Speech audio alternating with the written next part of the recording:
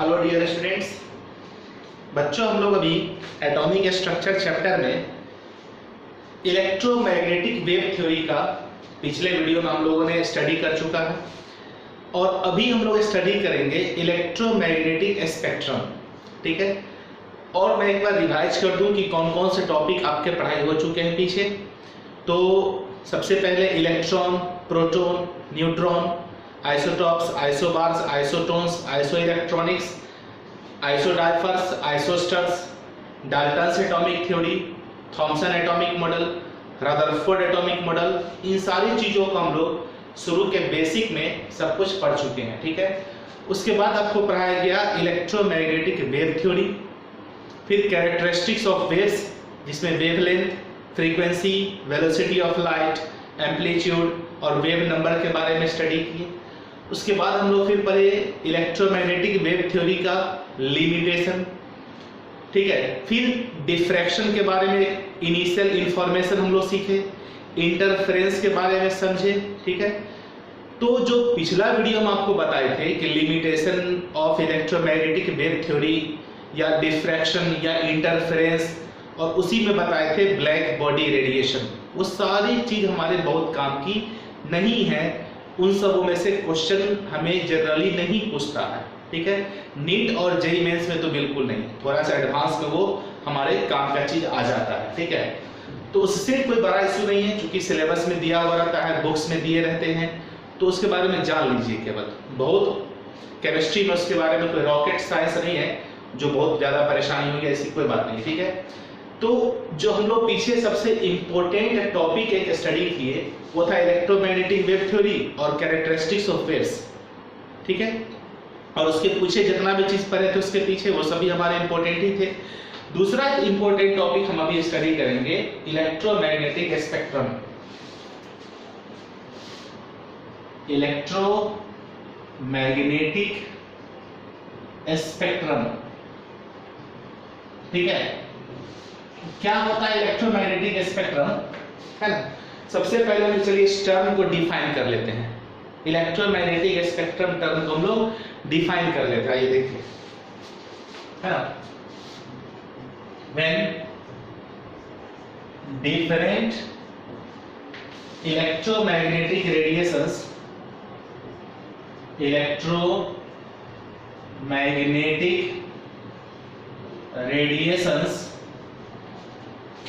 are arranged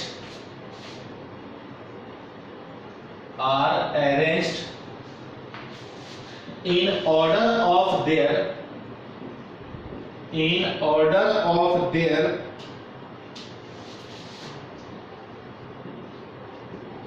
increasing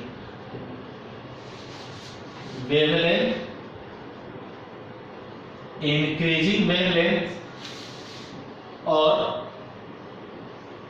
decreasing frequencies,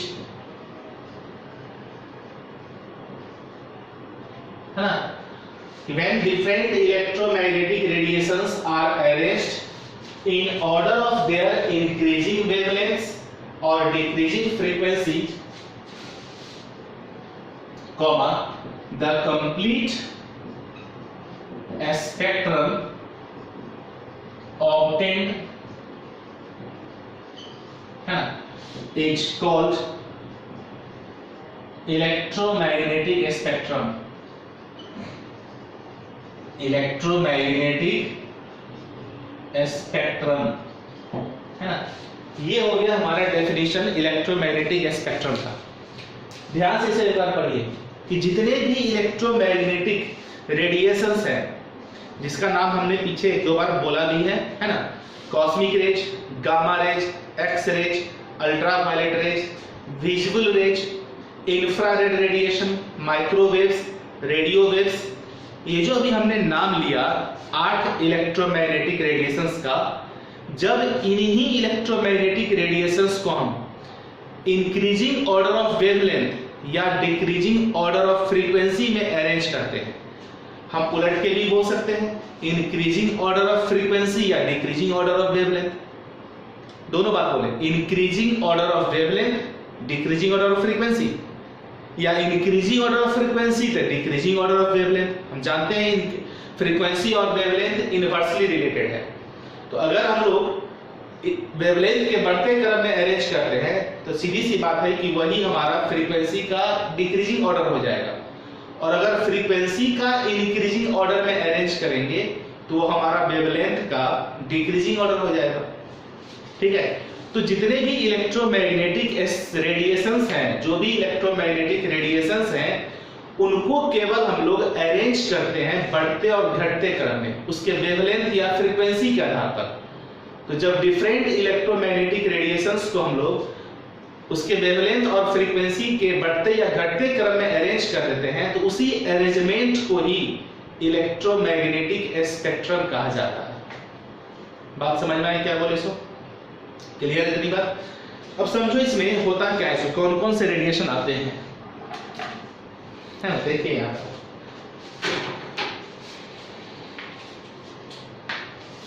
यहाँ नाम लिख रहे हैं लोग, कॉस्मिक रेज, ठीक है, इसके बाद आता है गामा रेज, फिर आता है हमारा एक्स रेज, फिर आता है यूवी रेज, ठीक है, फिर आता है हमारा विजिबल रेज, है ना, इसके बाद आता है हमारा इंफ्रारेड, ठीक है, इसके बाद आता है हमारा माइक्रोवेव्स, ठीक है, माइक्रोवेव्स, और इसके बाद फिर आता है हमारा रेडियो वेव्स,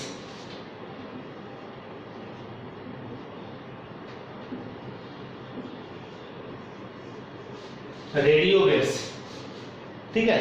उधर आपको नहीं दिख रहा होगा शायद, चलो थोड़ा उधर घुमा देते हैं कैमरा को।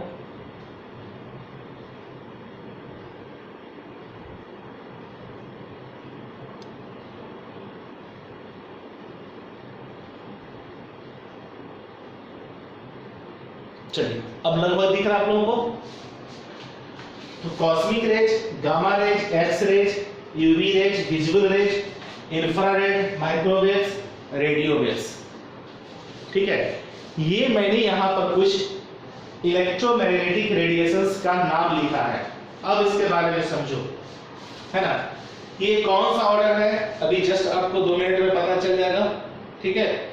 इसका जो फ्रीक्वेंसी होता है, फ्रीक्वेंसी हर्ज में कॉस्मिक रेज का 10 टू दी पावर 24 हर्ज, यानी सबसे हाईएस्ट फ्रीक्वेंसी किसका हो गया? कॉस्मिक रेज का। और रेडियो वेव्स का जो फ्रीक्वेंसी होता है 10 टू दी पावर 0 हर्ज, 10 टू दी पावर 0 हर्ज, ठीक है। ये रेंज हम बता रहे हैं यहां पर लगभग। और इसका जो वेवलेंथ होता है लैम्डा, लैम्डा लिखते हैं हम लोग मीटर में, 10 टू दी पावर -16, और रेडियो वेव्स का लगभग होता है 10 टू दी पावर 8 मीटर, ठीक है। ये रेंज मैंने लिखा, पता चला आपको? ध्यान से समझो। जो कॉस्मिक रेज है उसकी फ्रीक्वेंसी सबसे अधिक है, ठीक है, फ्रीक्वेंसी इसकी सबसे अधिक है। देखो इसको यहां पर नोट कर दे रहे हैं हम, अगर नहीं दिख रहा है तो इसका फ्रीक्वेंसी जो है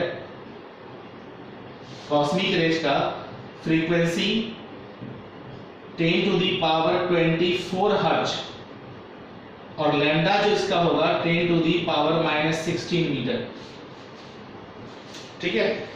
अब आपको साफ साफ दिख रहा होगा वहां पर कॉस्मिक रेज की फ्रीक्वेंसी सबसे हाईएस्ट है, जिसका रेंज 10 टू दी पावर 24 हर्ज के करीब में होता है, जबकि रेडियो वेव्स का फ्रीक्वेंसी सबसे कम होता है 10 टू दी पावर 0 हर्ज के रेंज में होता है। 10 टू दी पावर 0 मींस 1, किसी भी वैल्यू पर पावर 0 1 को रिप्रेजेंट करता है। ये हो गया उसका फ्रीक्वेंसी। वेवलेंथ देखिए, वेवलेंथ, तो कॉस्मिक रेज का जो वेवलेंथ है सबसे कम है, 10 टू दी पावर -16 मीटर, ठीक है। इससे भी कम कहिए, 10 टू दी पावर -16 मीटर, यानी एक्चुअली ऐसे समझो कि कॉस्मिक रेज का वेवलेंथ इतना छोटा होता है कि ये आसानी से मेजर नहीं किया जा सकता, बहुत एक्सट्रीमली स्मॉल वैल्यू होगा वेवलेंथ का, ठीक है। 10 टू दी पावर -16 मीटर काफी स्मॉलेस्ट वैल्यू है ये। तो इसके लिए कहा भी जाता है कि कॉस्मिक रेज का वेवलेंथ प्रैक्टिकली फाइंड करना संभव नहीं है। हम लोग इन सारे रेडिएशन का सोर्स पढ़ेंगे। सोर्स कहने का मतलब कि कॉस्मिक रेज, गामा रेज, इनका सोर्स क्या है, कहां से ये जनरेट होता है, किस प्रकार से ये जनरेट होते हैं। ठीक है, तो ये समझ में आ गया आपको। अब इसमें देखो, ये जो हमारा विजिबल रे है, ये जो हमारा विजिबल रे है, ठीक है, इसी विजिबल रे से हम लोग स्पेक्ट्रम बनाते हैं। क्या बनाते हैं? स्पेक्ट्रम। जब विजिबल रे को हम लोग, ठीक है, प्रिज्म से पास कराते हैं, प्रिज्म से, तो क्या होता है? 7 कलर का एक बैंड बनता है। तो विजिबल रीजन को हम नीचे निकाल कर अलग से उसको बना दे रहे हैं। ठीक है, अब समझो एक्चुअली यहां पर कि ये हो जाता है हमारा वायलेट, ना पूरा नाम लिख सकते हो, छोटा सा भी लिख सकते हो अगर आप समझते हैं तब। वायलेट, ये हो गया हमारा इंडिगो, इंडिगो, फिर होता है हमारा ब्लू, फिर होता है हमारा ग्रीन, है ना, ग्रीन, फिर होता है हमारा येलो, उसके बाद होता है हमारा ऑरेंज, उसके बाद होता है हमारा रेड। ठीक है, विजुअल रे का हमने यहां पर स्पेक्ट्रम ड्रॉ कर दिया, 7 कलर का यहां बैंड बना दिए, बेबीग्योर, है ना। ठीक है, इसका एक्चुअली रेंज जो है ना, रेंज 400 नैनोमीटर से, लैम्डा की रेंज की बात कर रहे हैं, लैम्डा जो इसका 400 नैनोमीटर से लगभग 750 नैनोमीटर तक होता है। ठीक है, अब देखे होंगे फिजिक्स में पढ़ाई किए होंगे 10th में कि जो स्पेक्ट्रम ऑब्टेन्ड होता है व्हाइट लाइट की मदद से, वायलेट से लेकर रेड तक, ठीक है, तो वायलेट का यहां देखो वेवलेंथ कम है 400 नैनोमीटर, जबकि आप यहां रेड का देखिएगा सबसे अधिक है 750 नैनोमीटर। तो नैनोमीटर में है, इसे हम एंगस्ट्रम में भी लिख सकते हैं लैम्डा का वैल्यू।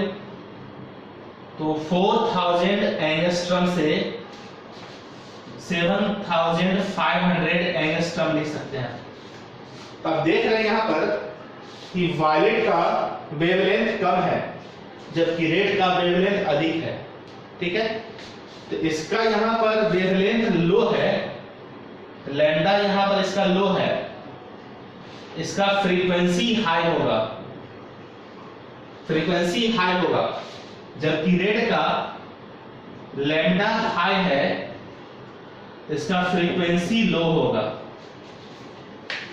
ठीक है, इतनी बात समझ में आ गई। ये तो एक्सप्लेनेशन हो गया हमारा विजुअल रे के लिए कि विजुअल रे में वायलेट से रेड तक जो कलर होते हैं उसमें वायलेट का वेवलेंथ 400 नैनोमीटर या 400 एंगस्ट्रम के रेंज में होता है और रेड का लगभग 7500 एंगस्ट्रम में। यानी जो विजुअल रीजन का लैम्डा का रेंज है ना, वो 400 से 750 नैनोमीटर या 4000 एंगस्ट्रम से 7500 एंगस्ट्रम तक होता है। ठीक है, तो अगर वायलेट का लैम्डा कम है तो लैम्डा लो लिखे हैं, तो रेड का लैम्डा हाई होगा, लैम्डा मींस वेवलेंथ, रेड का वेवलेंथ अधिक है तो फ्रीक्वेंसी कम होगा, वायलेट का वेवलेंथ कम है तो फ्रीक्वेंसी ज्यादा होगा। ठीक है, तो ये 7 कलर का बैंड जो है विजुअल रीजन का है। तो हम इस साइड से अगर इस साइड बढ़ते हैं वायलेट से रेड की तरफ, तो वेवलेंथ बढ़ रहा है, फ्रीक्वेंसी घट रहा है। सेम ट्रेंड हम यहां भी देख रहे हैं कॉस्मिक रेज से रेडियो वेव्स में। अगर कॉस्मिक रेज से हम रेडियो वेव की तरफ बढ़ते हैं, ये कौन सा ऑर्डर है बताओ? इंक्रीजिंग ऑर्डर ऑफ वेवलेंथ है, बताओ है कि नहीं? ये ट्रेंड, एरो का डायरेक्शन देख रहे हैं ना आप यहां पर, ये जो एरो है, एरो का डायरेक्शन देखो, ये जो डायरेक्शन बनाए हैं ना कॉस्मिक से रेडियो वेव के लिए या विजिबल में वायलेट से रेड के लिए, वायलेट से रेड के लिए भी यही ट्रेंड है, increasing order of wavelength, wavelength बढ़ रहा है। और ये जो इलेक्ट्रोमैग्नेटिक रेडिएशंस हैं कॉस्मिक रेज से लेकर रेडियो वेव तक, इसमें भी यही ट्रेंड है कि कॉस्मिक रेज का वेवलेंथ कम है जबकि रेडियो वेव का वेवलेंथ सबसे अधिक है। और आपको इसी सीक्वेंस में याद रखना है। बहादुरी यही है, समझदारी यहाँ पर, कि जिसके बाद में जिस नाम को लिखा है वो आपको याद रखना है। ठीक है, सबसे पहले कौन सा नाम है बोलो? कॉस्मिक रेज, फिर गामा रेज, फिर एक्स रेज, फिर ultraviolet rays, visible rays, infrared, microwaves, then radio waves. ये हमारा सीक्वेंस है इलेक्ट्रोमैग्नेटिक रेडिएशंस का, इंक्रीजिंग ऑर्डर ऑफ वेवलेंथ या डिक्रीजिंग ऑर्डर ऑफ फ्रीक्वेंसी। इसी को हम बोल सकते हैं डिक्रीजिंग ऑर्डर ऑफ फ्रीक्वेंसी, है ना? Decreasing order of frequencies. ठीक है, आ रही है बात समझ में? तो इस प्रकार से जो हमने नीचे यहां बना रखा है, कॉस्मिक रेज से लेकर रेडियो वेव तक, वेवलेंथ का इंक्रीजिंग ऑर्डर या फ्रीक्वेंसी का डिक्रीजिंग ऑर्डर, उसमें से जो विजुअल रे है उसके बारे में नीचे लिख दिए, कहां से कहां उसका रेंज है वो बता दिए।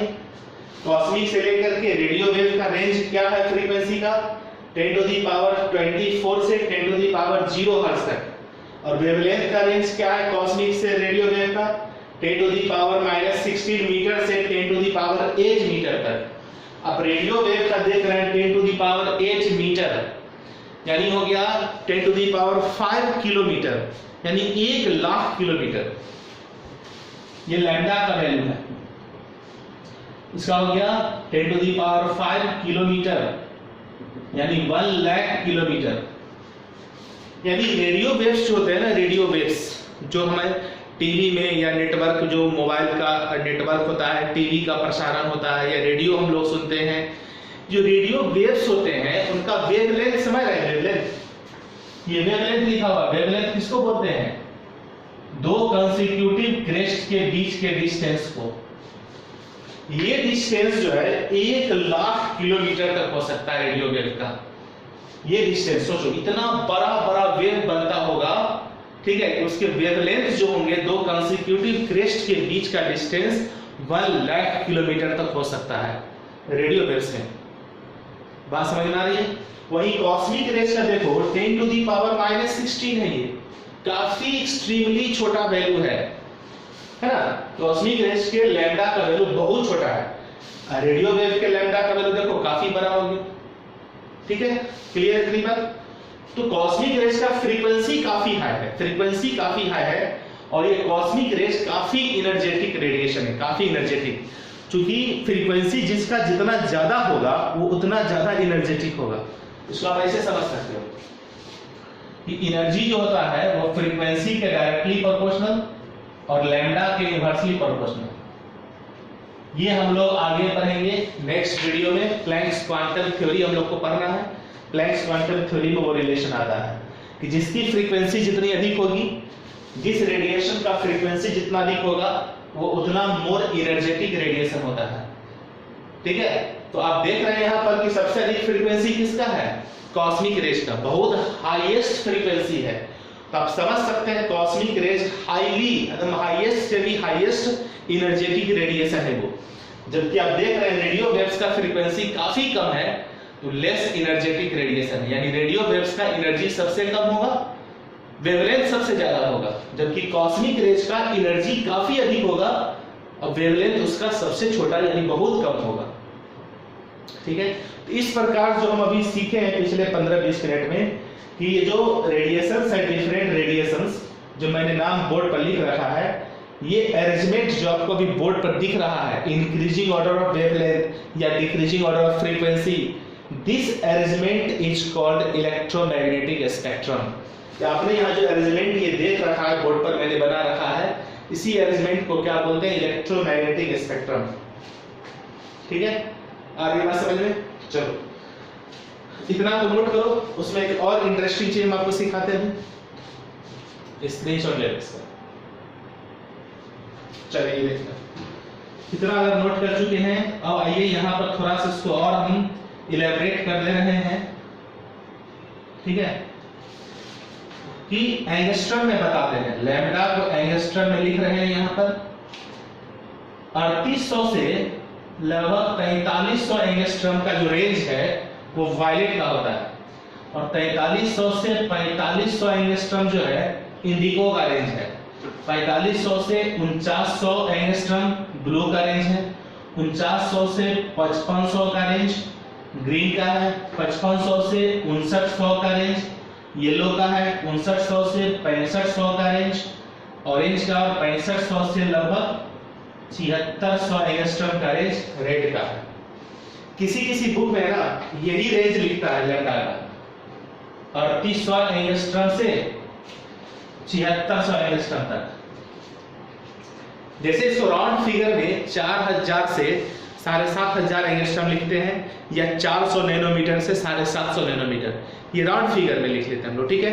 लेकिन एक्चुअल वैल्यू कहीं कहीं लिखा रहता है 3800 से, यानी 380 से 760 तक, 380 से 760। राउंड फिगर में हम लोग क्या लेते हैं 400 से 750, ठीक है। इसी को कहीं कहीं पर लिखता है 380 से, यानी 400 ना लेकर थोड़ा पीछे चला गया 380, और 750 से थोड़ा आगे 760। 380 से 760 नैनोमीटर, या एंगस्ट्रॉम में बोलेंगे एक जीरो बढ़ा दीजिए, 380 की जगह पर 3800 से 7600 एंगस्ट्रॉम बोलेंगे, ठीक है। तो अब समझ में आ गया कि अगर वेवलेंथ हम निकालते हैं फार्मूला से, और अगर वो वेवलेंथ 3800 से 4300 एंगस्ट्रॉम के बीच में आ जाएगा तो हम समझेंगे वो वायलेट कलर का होगा। अगर किसी रेडिएशन का वेवलेंथ मान लो 5860 एंगस्ट्रॉम है, 5860 5860 एंगस्ट्रॉम, तो कौन से कलर का वो रेडिएशन होगा सोचो। 5860 बोले, यहाँ देखो 5500 से 5900 है, इसी के बीच में हमारा 5860 होगा, तो 5860 जो है किसमें आ जाएगा येलो रीजन, ठीक है। अगर किसी रेडिएशन का कलर मान लो है ना लिख दिया जाता है कि वो 4800 एंगस्ट्रॉम है, 4800, तो 4800 देखो कहाँ आएगा 45 से 49 के बीच में, यानी उस रेडिएशन का कलर जो है ब्लू कलर का होगा वो। तो यहाँ वेवलेंथ का मैंने रेंज लिख दिया। अगर किसी सवाल में ऐसा पूछ दिया जाए कि क्वेश्चन को आप सॉल्व कर रहे हैं, आपके पास कुछ वेवलेंथ आया, मान लो कहेगा ये कौन से कलर का होगा, 4 ऑप्शन दे देगा, red, blue, green, orange, yellow, कोई भी 4 ऑप्शन दे देगा। तो सीधी सी बात है, यहाँ पर हमें क्या करना होगा, इस रेंज को थोड़ा सा ध्यान रखना होगा, ठीक रहेगा। 3800 से 4300 वायलेट का हो गया, 4300 से 4500 इंडिगो का, 4500 से 4900 ब्लू का, 4900 से 5500 ग्रीन का, 5500 से 5900 येलो का, 5900 से 6500 ऑरेंज का, और 6500 से 7600 रेड का। काफी इंटरेस्टिंग चीज है। चलो अब इसका स्क्रीनशॉट ले लो, फिर आगे बढ़ते हैं। तो बच्चों हम लोग जो अभी इलेक्ट्रोमैग्नेटिक स्पेक्ट्रम में डिफरेंट रेडिएशंस के बारे में पढ़े, इलेक्ट्रोमैग्नेटिक रेडिएशंस जिसमें cosmic rays, gamma rays, X rays, ultraviolet rays, visible rays, है ना, infrared radiation, microwaves, radio waves, ठीक है, इन सभी को हम लोग इलेक्ट्रोमैग्नेटिक रेडिएशंस बोलते हैं, ठीक है। अब इस रेडिएशंस का सोर्स क्या है, कॉस्मिक रेज कहाँ से जनरेट होता है, या और भी जो हमारे इलेक्ट्रोमैग्नेटिक रेडिएशंस हैं उनका सोर्स क्या है, किस चीज से वो प्रोड्यूस होते हैं, उसका एक्चुअली वेवलेंथ का रेंज क्या है, उसके फ्रीक्वेंसी का रेंज क्या है, उसके एनर्जी का रेंज क्या है, ठीक है। इन सारी बातों को अभी हम लोग समझेंगे, सीखेंगे इसी वीडियो में। और दूसरी बात कि अभी जो हम आपको सोर्स ये बता रहे हैं, सोर्स ऑफ इलेक्ट्रोमैग्नेटिक रेडिएशंस, ये हमारे सिलेबस में नहीं है, लेकिन बहुत इंटरेस्टिंग चीज है, बहुत काम का चीज है, आपको सीखने समझने में अच्छा लगेगा, ठीक है। यानी सिलेबस कहने का मतलब हो गया जो हम नीट या बोर्ड या जेईई मेंस की तैयारी करते हैं उसमें ये सब चर्चा भी नहीं करता। एनसीईआरटी में भी देखेंगे जो भी हम इलेक्ट्रोमैग्नेटिक रेडिएशंस का अभी सोर्स पढ़ने वाले हैं, उस सोर्स की कहीं पर कोई डिस्कशन ही नहीं होती है। यानी पीछे जहां तक पढ़ा चुके थे, थोड़ी देर पहले आपने जो बनाया था फिगर इलेक्ट्रोमैग्नेटिक स्पेक्ट्रम का, वहीं तक हम लोग को जानना था, ठीक है, वहीं तक हम लोग को एक्चुअली पढ़ाई भी करनी है। लेकिन यहाँ पर थोड़ा हम एडिशनल बता दे रहे हैं आपको कि जो भी इलेक्ट्रोमैग्नेटिक रेडिएशंस हमने पढ़े हैं उनका सोर्स क्या है, उसका वेवलेंथ क्या है, एनर्जी क्या है, फ्रीक्वेंसी क्या है, उसके बारे में क्लियर है। दूसरी बात समझो कि बहुत सारे बुक्स में देखिएगा कॉस्मिक रेज का भी चर्चा नहीं करता है, गामा रेज से स्टार्ट करता है, रेडियो वेव्स तक लिखता है, ठीक है, आप शायद एनसीईआरटी में भी देखिए, अदर बुक्स में भी देख सकते हैं। बहुत सारे ऐसे बुक्स हैं जिसमें कॉस्मिक रेज के बारे में कोई डिस्कशन नहीं करता है, गामा से स्टार्ट करता है, रेडियो वेव तक ले जाता है। ठीक है, क्योंकि कॉस्मिक रेज का जो वेवलेंथ होता है इतना छोटा होता है, वो डिस्क्राइब ही नहीं किया जा सकता है, बहुत ही स्मॉलेस्ट वैल्यू है। चूंकि ये जो कॉस्मिक रेज है वो कोई इलेक्ट्रोमैग्नेटिक वेव है ही नहीं, कॉस्मिक रेज को इलेक्ट्रोमैग्नेटिक वेव नहीं माना जाता है। एक्चुअली वो प्रोटॉन्स का मूवमेंट है, प्रोटॉन्स या न्यूक्लियस। प्रोटॉन्स तो हम लोग जानते हैं कि एटम के न्यूक्लियस में प्रोटॉन्स होते हैं, तो एक्चुअली कॉस्मिक रेज जो है ना उस प्रोटॉन्स का ही फ्लो है। ठीक है, या न्यूक्लियस का फ्लो कह सकते हैं। Nucleus means proton and neutron.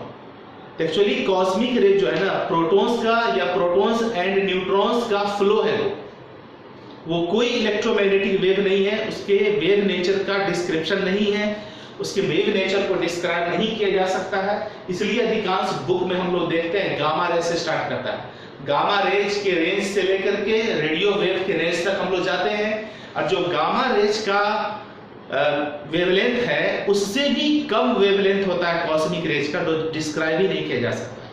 ठीक है, तो चलो फिर भी हम थोड़ी सी बात यहाँ जान लेते हैं। कॉस्मिक रेज एक्चुअली ओरिजिनेट कहाँ से होता है, कहाँ से प्रोड्यूस होता है पता है? हमारे यहाँ पर जो है ना, हमारे अर्थ पर कोई भी ऐसा सोर्स नहीं है जो कॉस्मिक रेज को जनरेट कर सके। एक्चुअली ये कॉस्मिक रेज हमारे आउटर स्पेस में, यानी अर्थ से बाहर जो स्पेस है वहां जनरेट होता है। ठीक है, दूसरा चीज ये कॉस्मिक रेज सन से प्रोड्यूस होता है, जो हमारे गैलेक्सीज में बहुत सारे स्टार्स हैं वहां ये कॉस्मिक रेज जनरेट होता है। यानी कॉस्मिक रेज का मेन सोर्स हमारा आउटर स्पेस है, यानी सोलर सिस्टम हो गया, सन हो गए, गैलेक्सी डिस्टेंट जो गैलेक्सीज है, यहाँ से काफी दूरी पर जो गैलेक्सीज है या स्टार्स हैं, सन्स हैं, वो सब हमारे कॉस्मिक रेज के मेन सोर्स हैं। बात समझ में आ गई? कॉस्मिक रेज का मेन सोर्स क्या है? Originated from sun, from outside of the solar system, from distant galaxies. ये हो गया कॉस्मिक रेज के सोर्स। आप एक बार फिर से पढ़ लीजिए, originated from sun, from outside of the solar system और from distant galaxies.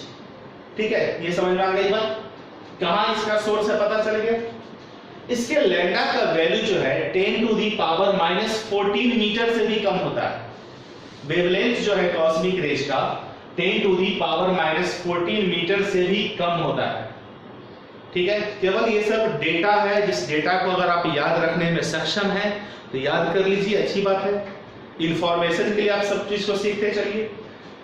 Cosmic rays का जो फ्रीक्वेंसी का रेंज है ना 10 टू दी पावर 22 से 10 टू दी पावर 20। अब 22 से जगह पर 24 लिख लो, ज्यादा अच्छा रहेगा, क्योंकि इस रेंज को आपने पढ़ा है। ठीक है, आ रही है बात समझ में? तो 10 टू दी पावर 24 से 10 टू दी पावर 20 हर्ट्ज, ये एक्चुअली कॉस्मिक रेज का फ्रीक्वेंसी है, जो बहुत हाईएस्ट है, बहुत अधिक है। 10 टू दी पावर 24 से लेकर 10 टू दी पावर 20 तक। बात समझ में आ रही है? तो फ्रीक्वेंसी काफी अधिक है, वेवलेंथ काफी छोटा है। और कॉस्मिक रेज का एनर्जी जो है, ये चीज ध्यान रखो कि एनर्जी फ्रीक्वेंसी के डायरेक्टली प्रोपोर्शनल होता है और वेवलेंथ के इनवर्सली प्रोपोर्शनल होता है। ठीक है, तो फ्रीक्वेंसी जितना अधिक होगा उसका एनर्जी भी उतना ही अधिक होगा। एक्चुअली कॉस्मिक रेज का जो एनर्जी है ना 10 to the power 14 electron volt से लेकर 10 to the power 20 electron volt तक होता है। एक्चुअली ये ईवी क्या है? Electron volt, electron volt. और ये क्या होता है मालूम है? यूनिट ऑफ एनर्जी है ये, यूनिट ऑफ एनर्जी। ठीक है, ईवी मतलब इलेक्ट्रॉन वोल्ट, ईवी का मतलब इलेक्ट्रॉन वोल्ट। इलेक्ट्रॉन वोल्ट एक यूनिट है एनर्जी का, जैसे होता है ना जूल या अर्ग, जूल होता है मेनली हम लोग जानते हैं जूल, उसी तरह इलेक्ट्रॉन वोल्ट भी एनर्जी का यूनिट है। और इलेक्ट्रॉन वोल्ट और जूल आपस में रिलेटेड है इस प्रकार से कि 1 इलेक्ट्रॉन वोल्ट बराबर होता है 1.602 into 10 to the power -19 joule के। ये रिलेशन है शुरुआती चैप्टर में some basic concept of chemistry जब पढ़ाया गया था, तो वहां पर इस रिलेशन को बताए थे।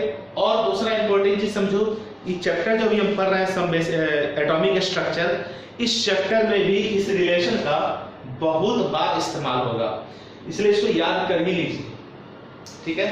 तब आइए एनर्जी का सीक्वेंस देखें, 10 टू द पावर 14 से 10 to the power 20 electron volt तक है। काफी बहुत बड़ा एनर्जी का सोर्स है ये cosmic rays, highly energetic radiation है।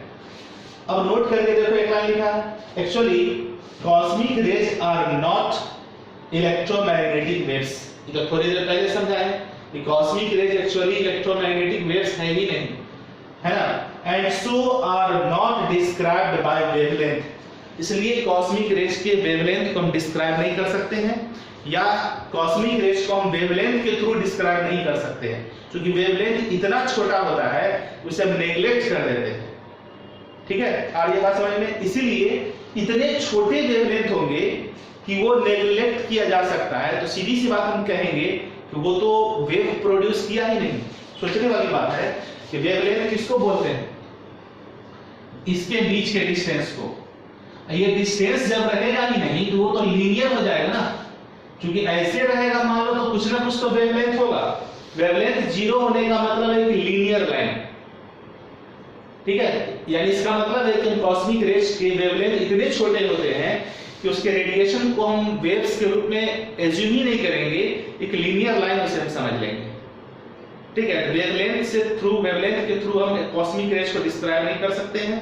और ये चीज ध्यान रखिए कि एक्चुअली कॉस्मिक रेज कोई इलेक्ट्रोमैग्नेटिक वेव्स है ही नहीं, क्योंकि वो इतना कम वेवलेंथ है कि लीनियर टाइप दिखेगा आपको। एक्चुअली कॉस्मिक रेज जो है ना, प्रोटॉन्स या न्यूक्लियॉन्स का फ्लो है। They are high speed protons, they means cosmic rays क्या एक्चुअली हाई स्पीड प्रोटॉन्स ही है, या हम उसको हाई स्पीड न्यूक्लियॉन्स भी बोल सकते हैं। क्लियर है, इसको नोट कीजिए। अब हम इसी तरह gamma rays, X rays, UV rays सभी के बारे में थोड़ा थोड़ा जानकारी लेंगे।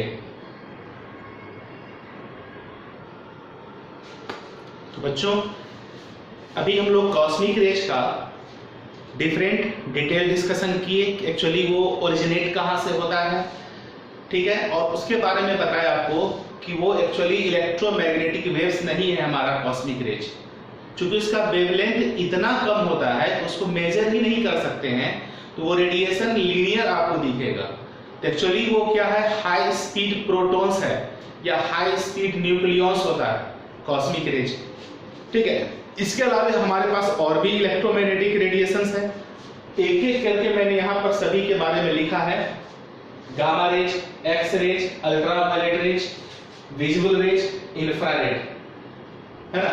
बोर्ड पर अभी आपका जगह देख रहे हैं पूरा फुल हो गया, इसको मिटाएंगे, उसके बाद फिर से हम लोग माइक्रोवेव्स और रेडियो वेव्स के बारे में लिखेंगे। लेकिन पहले इसको आप समझ लीजिए कि गामा रेज जो है, गामा रेज एक्चुअली इसका इस्तेमाल जो है थेरेपी में करते हैं। थेरेपी कहने का मतलब इलाज करते हैं, ठीक है, ट्यूमर सेल्स को डिस्ट्रॉय करने में। ट्यूमर सेल्स आप देखते हैं ना आजकल लेजर थेरेपी आया हुआ है ना, कि लेजर लाइट से हम लोग क्या करते हैं, बॉडी के अंदर जो ट्यूमर्स होते हैं या स्टोन्स होते हैं उसको डिस्ट्रॉय कर दिया जाता है। तो एक्चुअली गामा रेज का जो इस्तेमाल है ना, ट्यूमर सेल्स को किल करने में भी किया जाता है। ट्यूमर सेल्स होते हैं उसको किल करने में, उसको डिस्ट्रॉय करने में, एक तरह से इसका मेडिसिनल इस्तेमाल है, थेरेपी में इसका यूज किया जाता है गामा रेज का। तो लिखते हैं use therapeutically to kill tumour cells, ठीक है। दूसरा कि ये गामा रेज एक्चुअली प्रोड्यूस कहां से होता है, हम जानते हैं जो रेडियो एक्टिव एलिमेंट होते हैं, हम जानते हैं रेडियो एक्टिव एलिमेंट से अल्फा, बीटा और गामा रेज का स्पॉन्टेनियसली कंटिन्यूअस इमिशन होता रहता है। तो गामा रेज का सोर्स क्या हो गया, रेडियो एक्टिव एलिमेंट का न्यूक्लियस, यानी न्यूक्लियाई ऑफ, न्यूक्लियाई जो है न्यूक्लियस का प्लूरल है, प्लूरल, सिंगुलर प्लूरल समझते हैं ना, वो है न्यूक्लियाई, ठीक है। तो एक्चुअली ये जो है गामा रेज कहां प्रोड्यूस होता है, रेडियोएक्टिव एलिमेंट के न्यूक्लियस से। क्लियर हो गया। गामा रेज का लैम्डा का वैल्यू सोचो क्या होगा, कॉस्मिक रेज से बड़ा, एक्स रे से छोटा, ये ध्यान रखना है, क्योंकि हम सीक्वेंस में लिखे हैं, कॉस्मिक रेज से जाएंगे रेडियो वेव की तरफ तो वेवलेंथ तो बढ़ेगा, तो कॉस्मिक रेज से वेवलेंथ बड़ा होगा गामा रेज का, लेकिन एक्स रे से छोटा होगा। ठीक है, तो ये लिखे यहाँ पर लैम्डा 10 टू दी पावर -12 से 10 टू दी पावर -10 मीटर, जबकि पीछे वाले में क्या था 10 टू दी पावर -14 मीटर से भी कम कॉस्मिक रेज का। लेकिन यहाँ पर गामा रेज का देखो 10 टू दी पावर -12 से 10 टू दी पावर -10 मीटर है, उससे बड़ा है थोड़ा सा, ठीक है। तो जब वेवलेंथ बढ़ेगा तो फ्रीक्वेंसी घटेगा।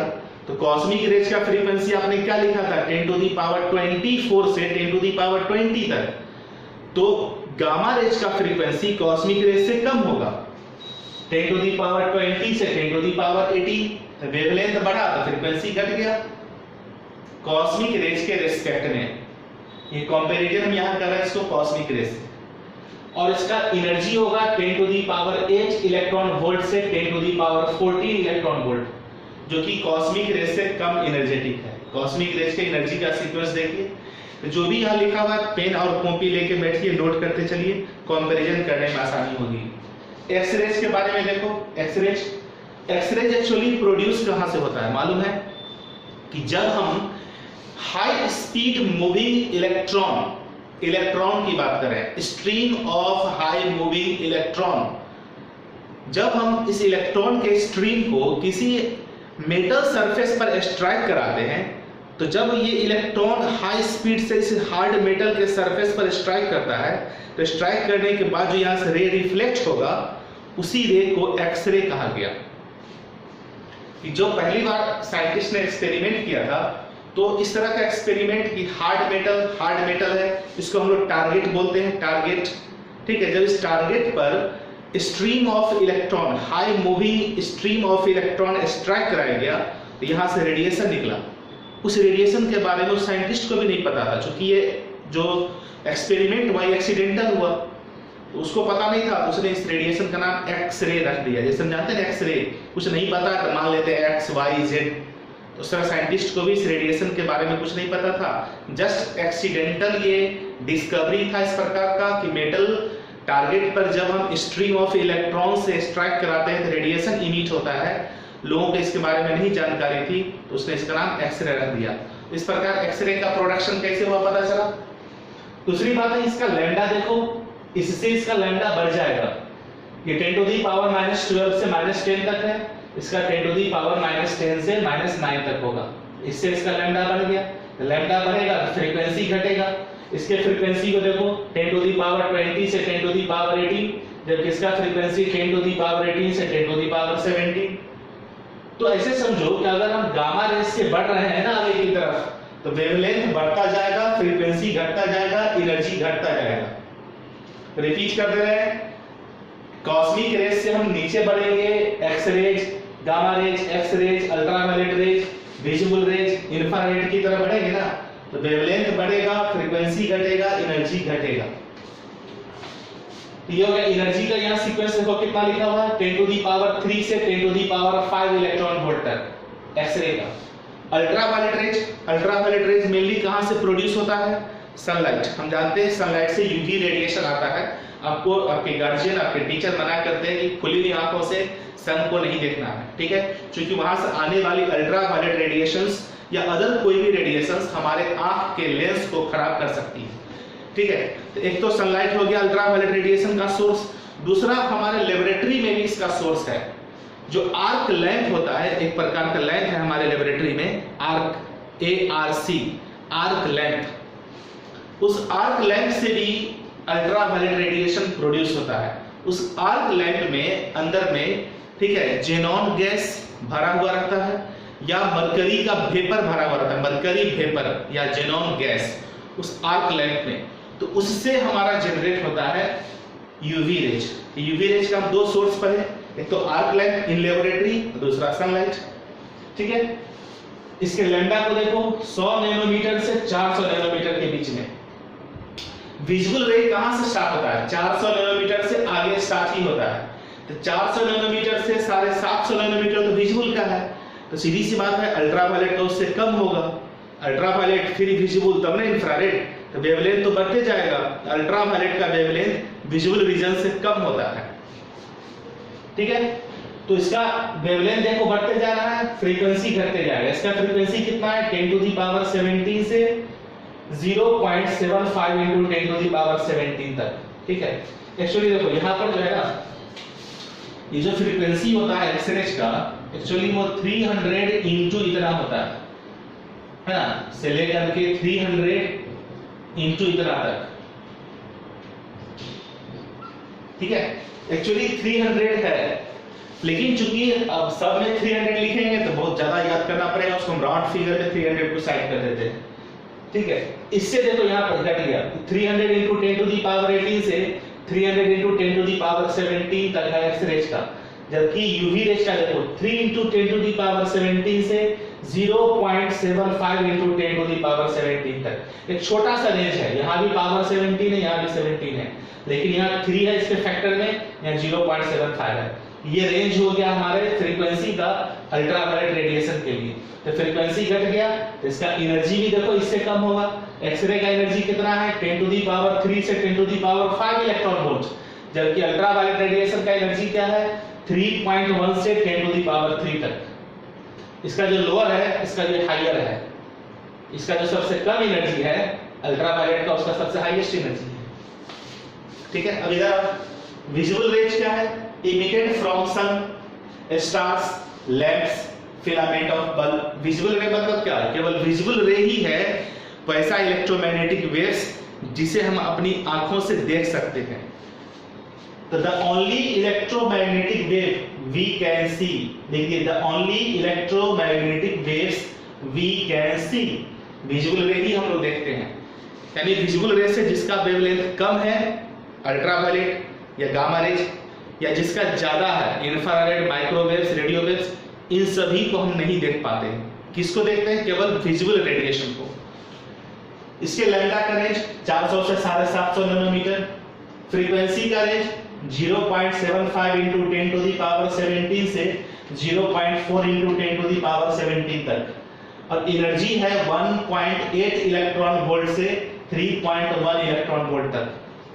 यहाँ देखो 3.1 इसका मिनिमम है अल्ट्रावायलेट का, विजुअल का देखो वो मैक्सिमम है ना। एनर्जी घटते जा रहा है, फ्रीक्वेंसी भी घटते जा रहा है, लेकिन वेवलेंथ बढ़ते जा रहा है, ठीक है। अब आइए अगला, इंफ्रारेड लाइट या infrared radiation, IR, infrared, IR इसको बोलते हैं हम लोग, इंफ्रारेड रेडिएशन, ठीक है। रिमोट कंट्रोल हम लोग देखते हैं, रिमोट कंट्रोल से जो रेडिएशन निकलता है वो हमारा इंफ्रारेड रेडिएशन होता है, ठीक है। हीट फूड है ना, खाने को हम लोग गर्म करते हैं, खाना को, ठीक है, उससे जो रेडिएशन इमिट होता है या जो रेडिएशन वो एब्जॉर्ब करता है हीट, खाना जो है फूड, जो भोजन हम लोग बनाते हैं गैस चूल्हा पर चढ़ा करके, वो एक्चुअली हमारा क्या है इंफ्रारेड रेडिएशन में आता है, ठीक है। We feel heat from sunlight, धूप में अगर हम लोग खड़े हो जाते हैं हमें गर्मी लगने लगती है, सनलाइट से हम हीट एब्जॉर्ब करते हैं, वो हमारा इंफ्रारेड रेड है, वो इंफ्रारेड रेडिएशन है। जो हम लोग सनलाइट में खड़े होकर के हीट को फील करते हैं वो एक्चुअली क्या है इंफ्रारेड रेडिएशन है। भोजन को जो हम लोग गर्म करते हैं वो भी इंफ्रारेड है, ठीक है। रिमोट कंट्रोल से जो निकलता है रेडिएशन वो हमारा हो गया इंफ्रारेड, है ना। फायर ऑफ रेडिएटर, रेडिएटर का फायर जो होगा, रेडिएटर से जो गर्मी निकलती है, रेडिएटर से जो हीट निकलता है वो भी इंफ्रारेड है, ठीक है। इसका लैम्डा का वैल्यू देखो 750 नैनोमीटर से 10 टू दी पावर -3 मीटर तक, 750 नैनोमीटर से 10 टू दी पावर -3, ठीक है। यहाँ देखो यहाँ 750 मैक्सिमम था, यहाँ 750 मिनिमम है, तो इससे इसका बढ़ गया, लैम्डा बढ़ गया, फ्रीक्वेंसी घट जाएगा 0.4 से 0.4 into 10 to the power 17 से 0.3 into 10 to the power 14 hertz, दिख रहा आप लोग को, है ना। 0.3 into 10 to the power 14 hertz. इससे देखो इसका कम है, यहाँ कितना है 10 to the power 17 से 10 to the power 17, 0.75, 0.43 इसके फैक्टर में है। यहाँ 0.43 क्या है देखो मैक्सिमम है, यहाँ 0.4 देखो मिनिमम है, इससे यहाँ मैक्सिमम है, इससे यहाँ और बढ़ गया, मतलब घट गया, चलिए उल्टा बोल दिया, ठीक है ना। तो यहाँ क्या है फ्रीक्वेंसी जो है इससे यहाँ कम हो गया, वेवलेंथ बढ़ गया, फ्रीक्वेंसी घट गया, फ्रीक्वेंसी घट गया तो एनर्जी भी घटेगा, यहाँ 1.8 से 3.1 इलेक्ट्रॉन वोल्ट है रेंज एनर्जी का, विजुअल रीजन का, जबकि इंफ्रारेड का उससे एनर्जी और कम जाएगा 0.01 से 1.8 इलेक्ट्रॉन वोल्ट तक। बाबू ये बहुत देखो पहले बताया, ये सब चीज बुक्स में जनरली नहीं दिए हुए रहते हैं, है ना। ये सोर्स जो हम अभी बता रहे हैं आपको, ये सब सिलेबस में नहीं जानना है, लेकिन इंटरेस्टिंग चीज है, हमें लग रहा है कि निश्चित रूप से आपको मजा आ रहा होगा, अच्छा लग रहा होगा। तो ये इंफॉर्मेशन आप जानिए कि कौन सा रेडिएशन का क्या सोर्स है, उसका रेंज क्या है, वेवलेंथ का, फ्रीक्वेंसी का, एनर्जी का, और रिलेशन याद रखना है आपको कि किसका क्या घट रहा है, क्या बढ़ रहा है। तो एक लाइन में याद रखना है कि कॉस्मिक से अगर हम रेडियो वेव की तरफ बढ़ते हैं तो वेवलेंथ बढ़ते चला जाएगा, फ्रीक्वेंसी और एनर्जी घटते चला जाएगा। इतना स्क्रीनशॉट ले लीजिए। दो और बच गया, माइक्रोवेव्स और रेडियो वेव्स, उसको भी लिखेंगे, वो भी हमारा खत्म हो जाएगा। तो बच्चों अब यहां पर दो इलेक्ट्रोमैग्नेटिक रेडिएशंस हमारे और बच गए हैं, जिसे यहां पर मैंने लिख रखा है, ठीक है। अब इसे पढ़ेंगे, समझ में आ जाएगी आपको। देखो यहां बता रहे हैं आपको, एक हो गया हमारा माइक्रोवेव्स, माइक्रोवेव्स जिसे हम लोग MW से दर्शाते हैं, MW। अब देख रहे हैं वहां माइक्रोवेव्स लिखा हुआ है,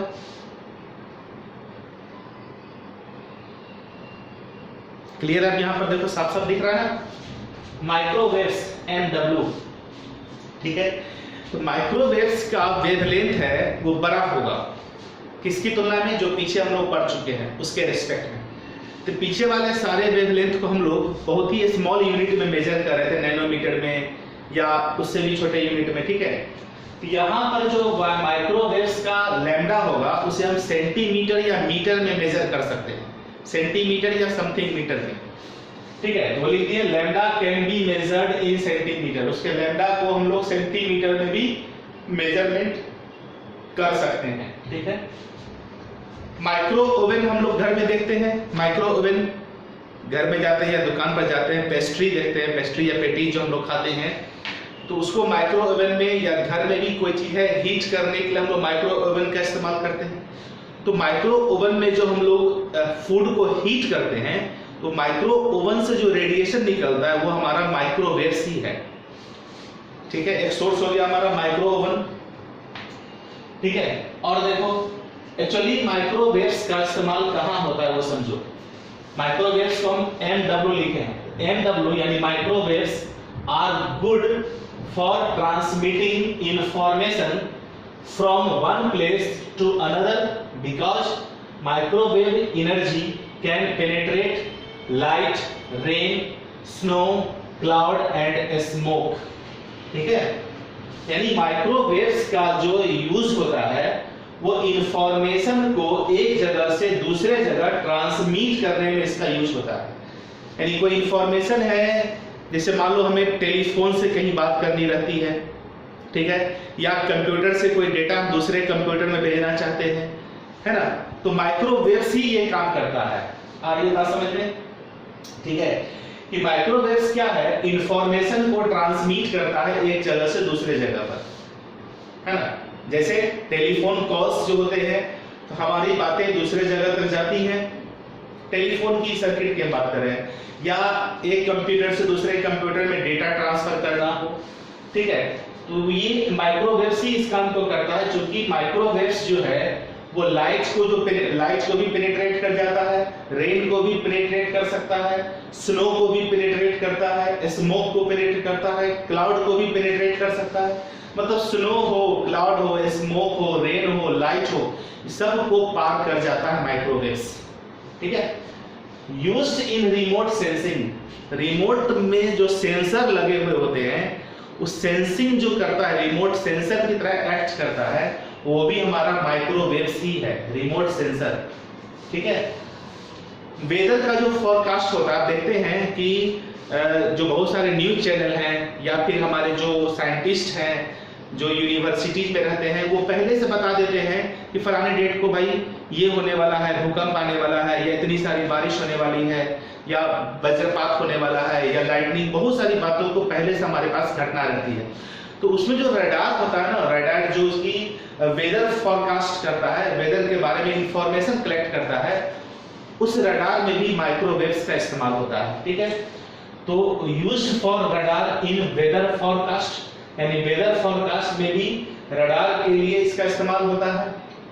ठीक है, और देखो माइक्रोवेव टावर, माइक्रोवेव जैसे है ना, बड़े बड़े टावर्स लगे होते हैं, देखते हैं आप, उसमें कई तरह के टावर होते हैं, उसमें रेडियो टावर भी होता है, माइक्रोवेव टावर भी होता है।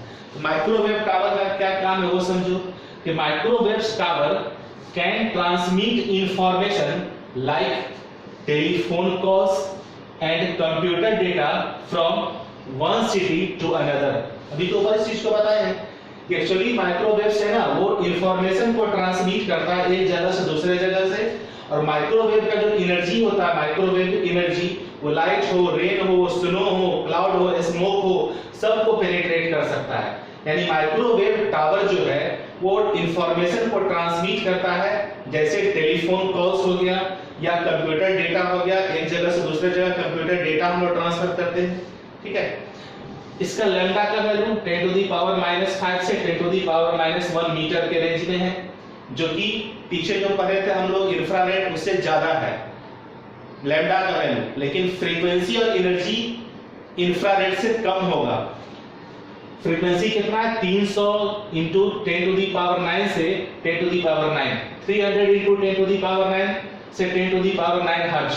अब देखिए इसको कंपेयर करके, इंफ्रारेड से कम होगा फ्रीक्वेंसी, जबकि वेवलेंथ ज्यादा होगा, तो फ्रीक्वेंसी कम होगा तो एनर्जी भी कम होगा।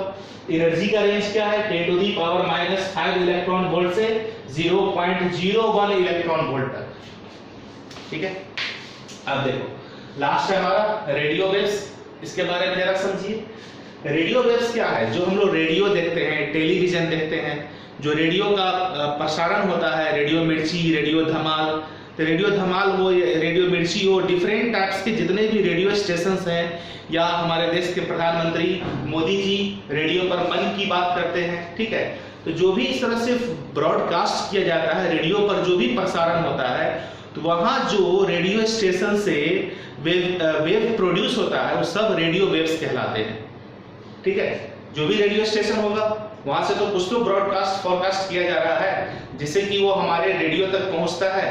वो वेव्स जो पहुंचता है रेडियो स्टेशन से हमारे रेडियो तक, ट्रांसमीटर तक, वो हमारा क्या कहलाता है, रेडियो वेव। ठीक है, broadcast, radio tower, cell phone, जो मोबाइल फोन है, यहाँ देखो क्या लिखा है, टेलीफोन है ना, इसमें कम पावर का यानी कम वेवलेंथ का रेडिएशन वाला इस्तेमाल होता है माइक्रोवेव्स में, जबकि टेलीफोन जो है, सेल फोन्स जो है, उसमें ज्यादा वेवलेंथ इस्तेमाल होता है।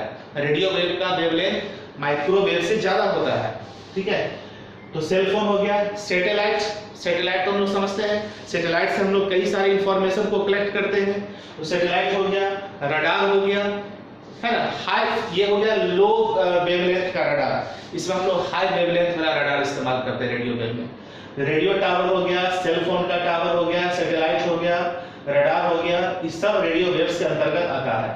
ठीक है, एक्चुअली रेडियो वेव जनरेट कैसे होता है, तो generated by natural source such as lighting और एस्ट्रोनॉमिकल फेनोमेनन। हमारे जो एटमॉस्फेयर में देखते हैं, कभी कभी बरसात का समय होता है तो लाइटनिंग, बिजली चमकती है ना, या और भी जो एस्ट्रोनॉमिकल फेनोमेनन्स हैं, जो खगोलीय घटनाएं घटती है, कभी ग्रहण लग जाता है, या और भी विशेष प्रकार की जो खगोलीय घटनाएं होंगी, या लाइटनिंग जो होता है, बिजली कड़कती है, चमकती है, ये सब नेचुरल सोर्स है रेडियो वेव्स के। ठीक है, और आर्टिफिशियल सोर्स क्या है, जो अल्टरनेटिंग करंट हम लोग देखते हैं घर में, अल्टरनेटिंग करंट जो इस्तेमाल होता है, वो भी रेडियो वेव्स का एक सोर्स है। देखो, generated from alternating current of high frequencies, है ना, हाई फ्रीक्वेंसीज के अल्टरनेटिव करंट से भी जनरेट होता है रेडियो वेव। हाई फ्रीक्वेंसी वाले अल्टरनेटिव करंट से भी रेडियो वेव जनरेट होता है। नेचुरल सोर्स हो गया जो लाइटनिंग है, या एस्ट्रोनॉमिकल और भी फिनोमिनल्स हैं, वो सब भी रेडियो वेव्स के अंतर्गत ही आते हैं। ठीक है, तो लैम्डा इसका देखो 1 मीटर से बड़ा होता है, यानी सबसे बड़ा वेवलेंथ इसी का है। 1 मीटर से बड़ा कहां तक जाता है, 1 लाख किलोमीटर तक। तो इधर पहले इस वीडियो में हमने चर्चा किया है कि इसका जो लैम्डा रेडियो वेव्स का लाख किलोमीटर तक हो सकता है, 1 मीटर से लाख किलोमीटर तक। ठीक है, तो इसका वेवलेंथ बहुत अधिक है, फ्रीक्वेंसी सबसे कम होगा। सबसे कम फ्रीक्वेंसी रेडियो वेव का है, सबसे अधिक फ्रीक्वेंसी कॉस्मिक रेज का है। सबसे कम वेवलेंथ कॉस्मिक रेंज का है, तो सबसे अधिक वेवलेंथ रेडियो वेव का होगा। इसकी फ्रीक्वेंसी देखो 10 टू दी पावर 9 से 3 हर्ट्ज तक है, 10 टू दी पावर 9 से 3 हर्ट्ज, ठीक है, 10 टू दी पावर 9 से 3 हर्ट्ज तक, ठीक है। जो विभिन्न हम रेडियो प्रसारण देखते हैं, क्या लिखा रहता है, जैसे रेडियो मिर्ची, क्या लिखा है, रेडियो मिर्ची 98.3 मेगाहर्ट्ज, मतलब 98.3 into 10 to the power 6 hertz. देखो ये जो रेडियो मिर्ची का है, इसी के रेंज में है ना, इससे देखो इसी के बीच में आ रहा है, 10 टू दी पावर 9 से 3 हर्ट्ज के बीच में है कि नहीं है। इससे रेडियो धमाल का देखिए 106.8 104.8 कुछ ऐसा होगा रेडियो धमाल का फ्रीक्वेंसी, ये मैंने रेडियो मिर्ची का लिखा। तो इसका जो फ्रीक्वेंसी होता है, जो भी रेडियो स्टेशन है सभी का फ्रीक्वेंसी 10 टू दी पावर 9 से 3 हर्ट्ज के बीच में ही होगा। तो फ्रीक्वेंसी तो औरों से इसका कम गया, फ्रीक्वेंसी कम गया तो एनर्जी भी इसका कम होगा।